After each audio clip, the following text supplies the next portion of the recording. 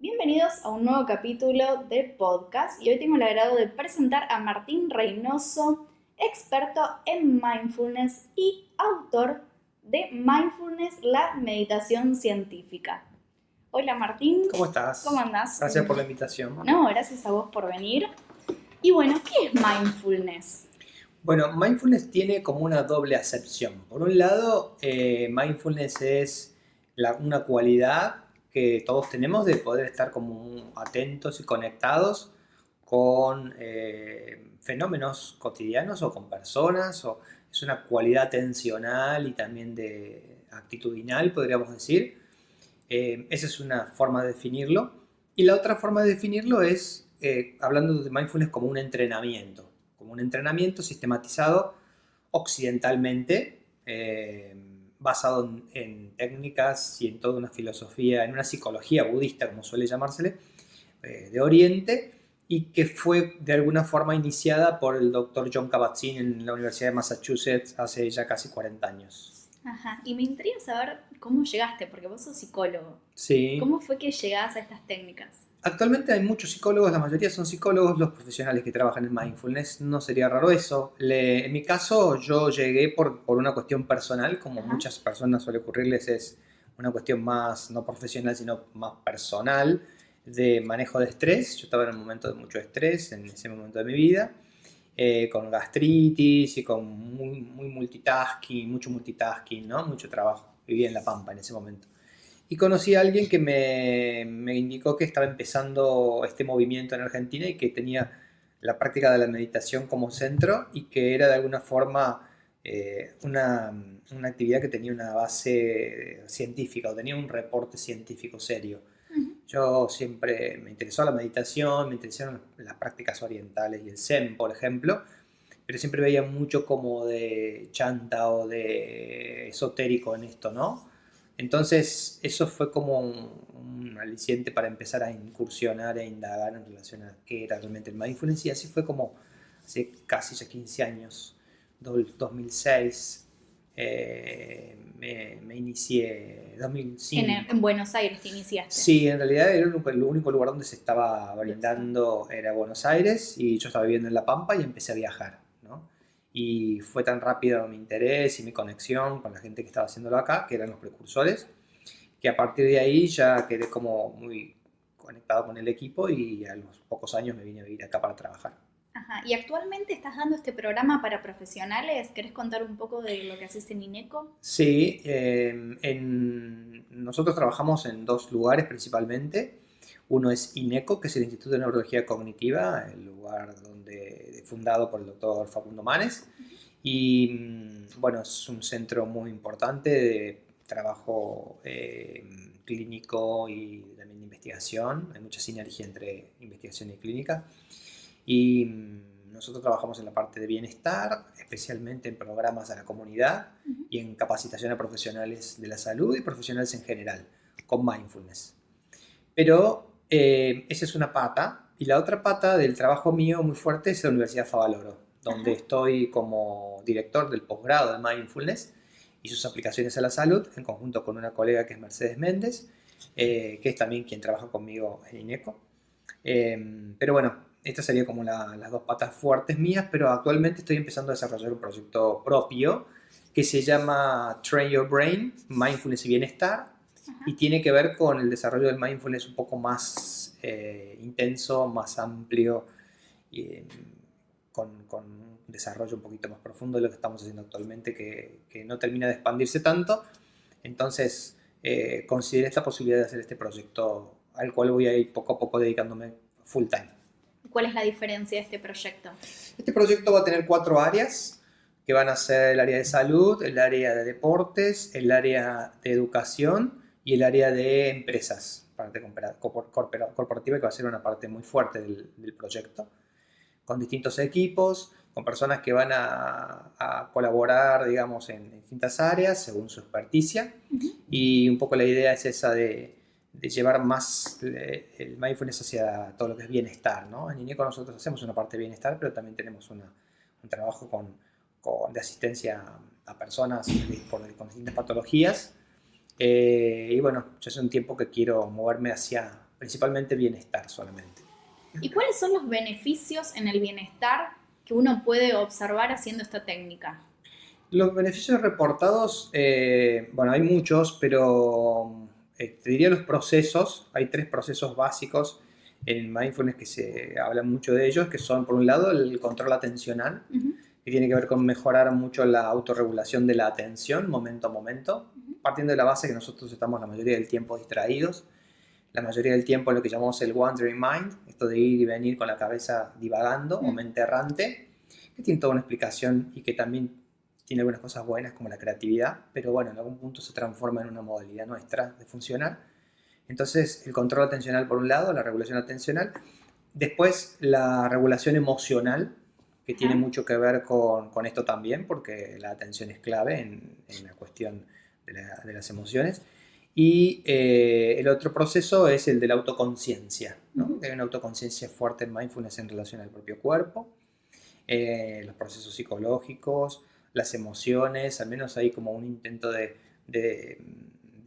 descubrirse, de conectarse, de indagar de una manera compasiva, amable, ecuánime, en todas las vivencias internas que uno tiene, ¿no?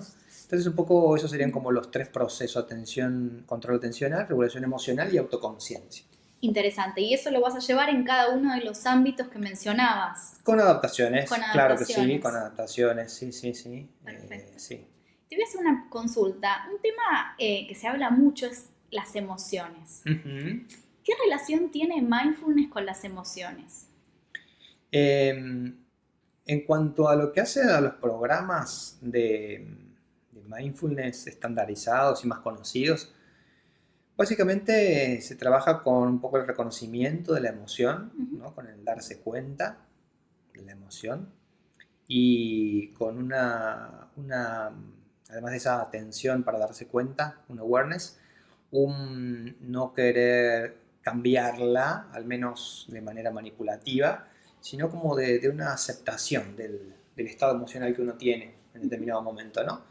Eso no quiere decir que uno no pueda reconducir a veces esa energía emocional, pero en mindfulness se trabaja mucho esto de poder ser más consciente, sobre todo en esta conexión que nosotros llamamos cuerpo, mente y emociones, ¿no? Sensaciones físicas, pensamientos y emociones. En general consideramos que son las 3 patas principales nuestras, y bueno, la emoción tiene un papel muy importante, y sobre todo lo que mindfulness considera es que normalmente nosotros reaccionamos a estados emocionales sin estar conscientes de ellos, y sobre todo en las emociones que podríamos llamar aflictivas, eso produce una amplificación del malestar, del rechazo, ¿no? De hecho, esa formulita budista que dice de que frente al dolor o frente al malestar uno genera a veces resistencia y eso produce el sufrimiento, sería como una buena síntesis de lo que el mindfulness considera el trabajo que normalmente nosotros hacemos con las emociones cotidianamente. Entonces es un poco aprender a ser más consciente, aprender a tolerarlas, sobre todo las displacenteras, y no pegarnos a las agradables o placenteras, y poder de alguna forma redireccionarlas con un cultivo más consciente de la atención en eso, ¿no? Eso a nivel general. Sí. Y algo que me gustaría preguntarte, porque yo hablo mucho de las sensaciones, me gustaría preguntarte a vos desde el mindfulness, ¿qué podés decir sobre la diferencia entre emoción y sensación? Bueno, es una buena pregunta. Yo lo que pasa es que mientras estoy hablando y pensando con vos en esto, estoy pensando lo que es del mindfulness más propiamente dicho y lo que es también mío, incluido en el mindfulness. Así que no sé qué querés que te responda. Puedo responderte de los dos lados. Lo que quieras. Te respondo más de lo mío, porque el mindfulness, dale. Esa es una de las críticas que yo tengo con el mindfulness tradicional, digamos, el mindfulness más protocolizado, que en general no ha hecho demasiado desarrollo sobre las emociones. Ha habido un par de programitas de equilibrio emocional, hay uno de Wallace, en Estados Unidos, un californiano, y después hay un programita de Gonzalo Britos con una estadounidense. Gonzalo Britos es una persona de Chile que trabaja en España hace mucho, que se llama Equilibrio Emocional, pero ambos siguen tomando un modelo que para mí ya es un poquito viejo, que es el modelo de Paul Ekman, que es el modelo de las emociones universales, el esencialismo, ¿no? Que ya de alguna forma Las lo emociones manifestaba. básicas, ¿no? Claro, emociones básicas universales según Sí. él, que por ejemplo ya Platón, lo decía Darwin, lo decían un Mm. montón de personas anteriormente, como que hubiera un set emocional básico para todas las personas universalmente. Ujú. Bueno, eso está un poco cuestionado. Si bien hay como ciertos prototipos, podríamos decir, de un set más o menos similar en algún punto, Mm. pero las diferencias son muy fuertes y sobre todo lo que marca la similaridad es la cultura, ¿no? Después, las investigaciones que hizo Ekman en su momento estaban hechas en otras culturas, por ejemplo en Nairobi, pero con grandes sesgos investigativos donde se incitaba a una respuesta que estuviera acorde con lo que ellos investigaban. Entonces eso es lo que, por ejemplo, Feldman Barrett empieza como a desarrollar, que es una psicóloga estadounidense, que es la persona que yo sigo un poco más y que en el laboratorio nuestro en INECO tiene mucho contacto con ella, que es constructivista, Ujú. y ella dice que las emociones en realidad no son universales, no hay específicamente lugares en el cerebro que conecten con específicamente ninguna emoción, hay más bien un trabajo concertado del cerebro en el despliegue emocional Ujú. y dice que, bueno, que las investigaciones lo demuestran, ¿no? de Ekman estaban sesgadas y que en algunas culturas, como ahí en Nairobi, por ejemplo, no existe un nombre de una emoción como alegría. Por ejemplo, ellos cuando les muestran imágenes de alguien sonriendo, Ujú. ellos dicen sonreír, o hablan en términos de acciones. Las emociones no son sustantivos o nombres, ¿no? Alegría, tristeza, sino que hablan en términos de acciones, Ajá. reír, sonreír, mirar con los ojos abiertos en vez de decir sorprendido. Entonces, empieza a demostrar que cada cultura tiene su forma de sentir y de describir y de procesar las emociones que no es universal, ¿no? Y las diferencias son muy grandes. Y en las mismas culturas, en la cultura nuestra occidental, por ejemplo, también hay diferencias muy marcadas eh, que, bueno, que no pueden, digamos, que es muy difícil poder hablar de emociones así como generales, ¿no? Entonces ella propone Mm. en el desarrollo de que cada persona tenga un desarrollo, un autoconocimiento de su propio ser emocional y hasta como tener un tipo de alfabeto emocional que cada uno tiene que ir construyendo. Por ejemplo, yo te diría, alegría. Alegría puede ser considerada una emoción, pero ¿qué alegría? Por ejemplo, una cosa es la alegría de ganarte la quiniela, otra cosa es la alegría de un beso a una persona que querés. Parece que hay muchos Otra, matices, exacto, tiene matices, pero los matices ¿no? son tan distintivos y diferenciales que ya hacen dudar de que sea la misma emoción. Lo que tiene en común es que Sí. es una emoción placentera y que genera cierta activación corporal por ahí similar en algún punto, pero después es Y tanta la una, y diferencia. una persona entrenada en mindfulness tiene como la capacidad, ¿no? De abrir un poco ese espectro de diferentes grados y de sensaciones y de emociones. Una persona bien entrenada en mindfulness, te diría, Ajá. porque no, el entrenamiento básico de 8 semanas empieza a abrir las puertas Ajá. a esa autopercepción. De hecho, en la primera investigación que hicimos en INECO nosotros no nos dio bien. Ajá. La primera investigación nuestra estaba dentro de un protocolo de una línea de investigación en INECO que se llama Heartbeat Detection, que es detectar el ritmo cardíaco. Y hay personas que tienen más capacidad para hacerlo, otras menos, y presumíamos que las personas que hacían un programa de mindfulness iban a tener más capacidad de interocepción, de interoceptar el corazón, de Sí. sentirlo.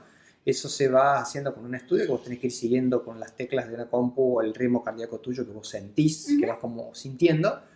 Y no observamos diferencias significativas. Es decir, la persona que hace mindfulness en un programa de 8 semanas no tiene mejor interocepción del corazón que una Sí. persona que no hizo nada, ¿no? Ahí eran muy mínimas las Y diferencias. desde tu experiencia, ¿cuándo vos consideraste, luego de todos estos años de práctica, que vos de repente tuviste una cierta distinción o capacidad de autoobservarte que antes no tenías?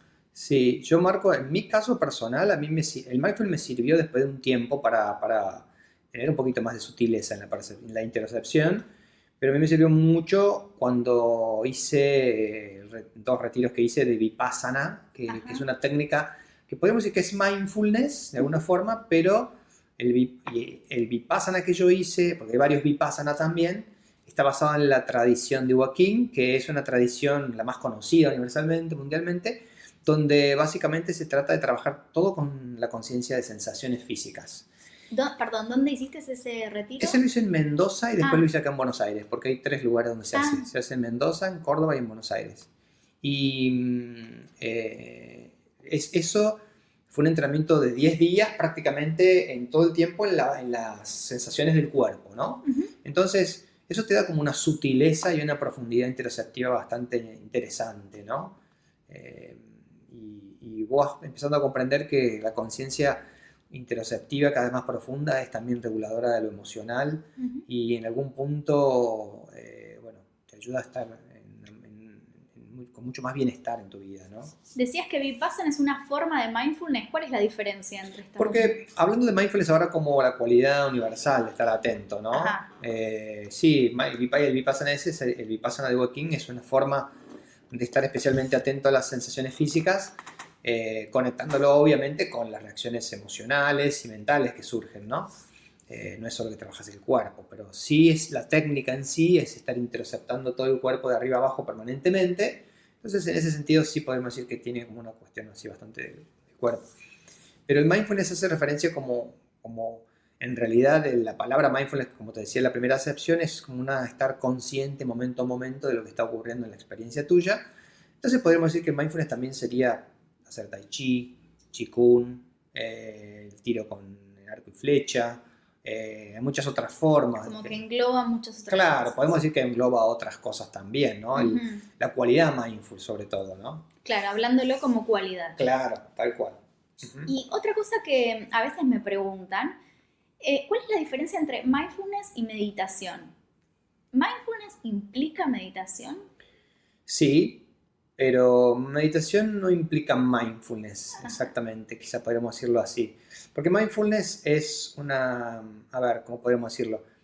Podríamos decir que mindfulness, ahora nuevamente siempre se me vienen las dos acepciones de mindfulness, ¿no? Mindfulness como cualidad general más amplio que meditación, porque vos podés estar, digamos, de alguna forma podemos estar conectado, ahora prestando atención. Claro, de una forma más informal inclusive, ¿no?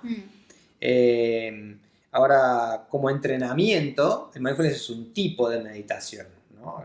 Ahora, si pensamos en la palabra meditación, la raíz medi es una raíz indoeuropea que quiere decir tomar la medida. Medicina es tomar la medida de la salud en las personas. Meditación sería tomar la medida interna de uno, ¿no? Eso sería como el significado. En ese sentido, meditación podemos también conceptualizarlo como una forma de estar atento a lo que nos está pasando, ¿no?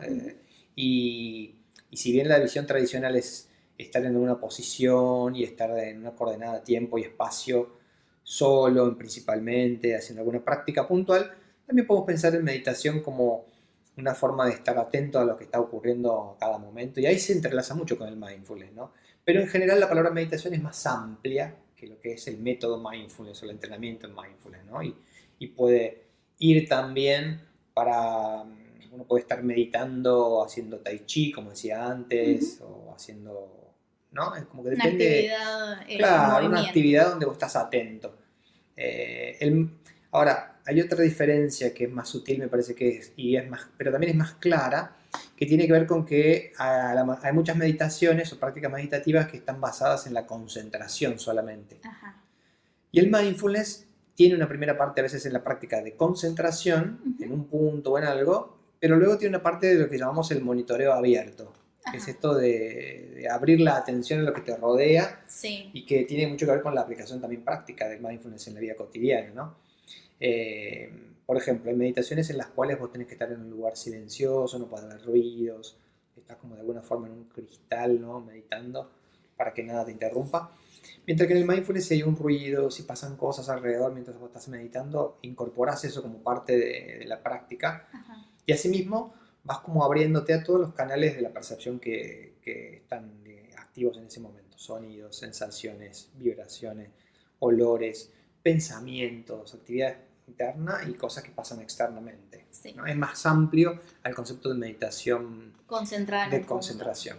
Algo que se me estaba ocurriendo ahora es, ¿hay alguna diferencia entre los beneficios de meditar concentrándome, no sé, en un punto o expandir la conciencia a todo lo que venga? Sí, hay diferencias. Fue de hecho lo que el Buda lo hizo cambiar de práctica meditativa. El Buda había hecho, cuando aprendió a meditar, básicamente cuando meditaba, todos esos años que estuvo de asceta, buscando un método que lo liberara, dijo que la concentración era un gran método para estabilizar la mente y para mantener la mente en un lugar. Y bueno, ellos hablan de niveles de concentración y él estaba en el más alto, había llegado al más alto que se enseñaban los yogis, pero que eso no lo liberaba aún, como que no sentía liberación de todo su mundo más interno. Del sufrimiento, sí, de la reactividad. Y entonces él se dio cuenta que la forma de hacer eso era ampliar la conciencia, no solo de un punto, sino de una forma más amplia a todo lo que lo rodeaba y hacer este monitoreo abierto, en el cual el cuerpo también era muy importante, ¿no? Todo el cuerpo. Entonces un poco la diferencia es esa, que las meditaciones de concentración suelen tener un efecto más de justamente de absorción, de cierta calma también, porque te calman, pero no mucho más que eso, ¿no? Pareciera que no son de interacción. Y se dificulta mucho practicarlas en settings o lugares donde no hay estas condiciones de tranquilidad, de silencio, de cosas, ¿no? Aunque hay personas que pueden ser meditadoras de este tipo de meditación y generar ciertos cambios personales, pero en general no es tan fácil ese paso, ¿no? Claro. En cambio, en la práctica del mindfulness nosotros enfatizamos desde el principio esto de, además de tener cierta capacidad concentrativa, que es lo que te va a servir de base para todos los procesos de práctica meditativa, ese poder ir como llevándolo a ámbitos de interacción continuamente, ¿no? Y entonces ahí tenemos muchos ejercicios de práctica informal. Cuando vas al banco, cuando vas caminando, cuando vas a comer, cómo puedes llevar la atención. Ya que estás diciendo, perdón, te interrumpo. Para los que nos están escuchando, que capaz están en la ruta, volviendo a casa, ¿cuál es, no sé, una técnica simple que puedan estar haciendo ahora? Bueno, lo más simple y también, pero lo súper concreto, como tangible para empezar, es la respiración, ¿no? La conciencia en la respiración, a veces cambiándola algunas veces, observando cómo entra el aire, cómo sale, sintiendo en los 3 lugares donde nosotros sentimos, que es en las fosas nasales, en el pecho y en la zona abdominal, el proceso respiratorio continuo, toda nuestra vida que hacemos. Después también pueden ser las posturas corporales, si estás sentado, si estás parado, sentir los apoyos, conectar bien con los apoyos, todo tiene que ver con el cuerpo mucho.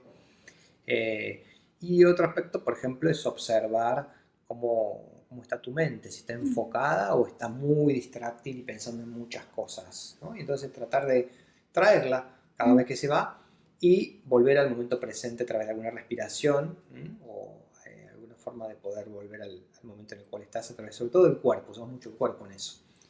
Entonces, por ejemplo, una persona en una oficina podría estar haciendo mindfulness las 8 horas. Sí, por supuesto, estar haciendo mindfulness quiere decir que también puedes estar trabajando, puedes estar haciendo cosas, ¿no?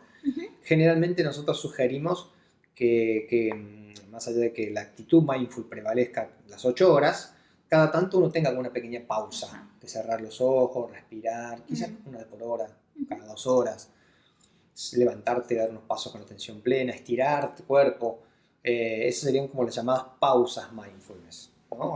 O la pausa mindful, un concepto que se usa mucho. Sí, y lo último que te pregunto es, ¿qué podemos hacer para recordar hacer estas técnicas? Muy interesante, ¿no? Lo que decís, porque mindfulness es un poco... La palabra mindfulness quiere decir también recordar, volver a tomar conciencia, ¿no?, de nosotros. Y uno de los grandes problemas que tienen las personas que hacen nuestros cursos es cuando terminan es cómo mantener la práctica, porque el automatismo del día a día lo consume, o también inclusive cuando están empezando a practicar mindfulness, esto de recordar que están haciendo el programa, que están haciendo la práctica. Bueno, ese es el gran problema nuestro, que mindfulness es una práctica anticultural. Entonces cuando vos salís de un lugar o entras a un lugar, lo que percibís son personas que no son mindfulness, digamos, y la vida no es tan mindful, a no ser que estés en la naturaleza. Entonces hay como distintas formas. Antes usábamos mucho los carteles en la casa, en la heladera, ¿no?, en la agenda, escribirte atención plena, o momento a momento, o mindfulness, o lo que fuera. Y ahora en este mundo más moderno, sobre todo mucho con empresas, usamos el tema del celular, como activar algunas alarmas de recordatorio para momentos puntuales del día, 2 o 3, en los cuales uno hace una pausa mindful. Cuando ve que dice atención plena o mindfulness, vos ves en el celular, ¿viste? Decís, bueno, a ver, 2 minutos de atención plena, de alguna forma, respirando, caminando, sentándome y sintiendo mi cuerpo, como sea, y tomar un poco la medida de cómo estás en ese momento, sentirte, ¿no? Ujú. Claro, no hace falta hacer nada, simplemente observarte tal Es una cual actitud estés más en el momento. contemplativa que de hacer, ¿no? De intervención. Sí, es más contemplativo, pero por supuesto que esto no sirve tanto como tip, sino que tiene que ser algo que vas como de alguna forma entrenando, ¿no? No es un tip de decir, bueno, sentate, Claro. cerrar los ojos y... Una habilidad, es un músculo. Exacto, hay que entrenarlo. Sale de alguna forma cuando uno también va haciendo otras prácticas y cuando uno está como dentro de un proceso de aprendizaje. A pesar de que todos tenemos ese acceso a poder intentar estar en un momento de pausa, ¿no?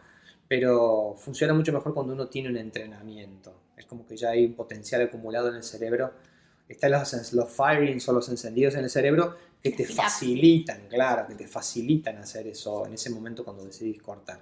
Perfecto. Lo mismo cuando tenés una emoción intensa y querés un poco regularte, vos podés conocer los procesos, esto de la conciencia emocional, etiquetar la emoción, decir qué estás sintiendo, darte cuenta que es momentáneo y que es solo una arousal, que algo que escala y después va a bajar. Vos podés tener toda la teoría, pero si no tenés práctica, esto te queda en la nada, ¿no? Claro, en lo abstracto, digamos, tal en cual, el pensamiento. Tal cual. Es un poco entonces esto de practicar con cierta cotidianeidad, ¿no?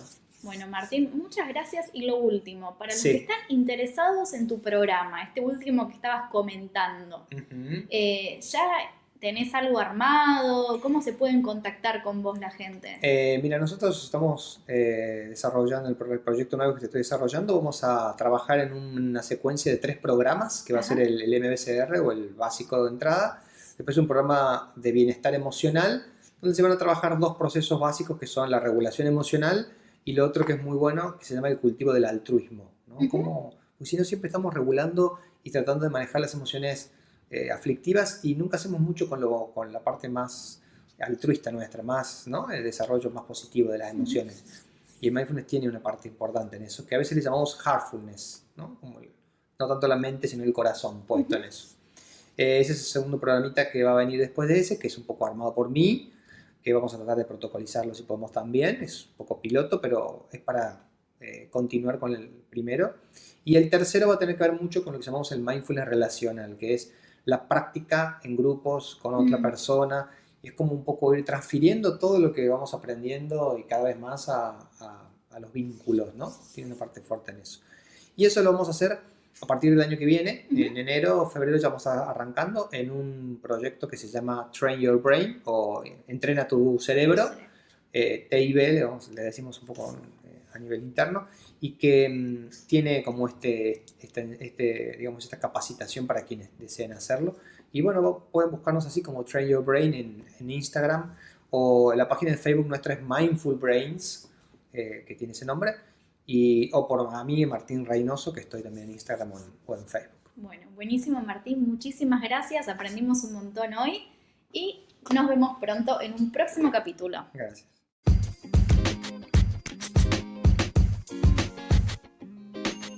Un podcast destinado para todo aquel que crea que la mente no está en la cabeza. En él vas a encontrar contenido exclusivo de líderes y especialistas en diversas técnicas y disciplinas del embodiment de todo el mundo. Tu host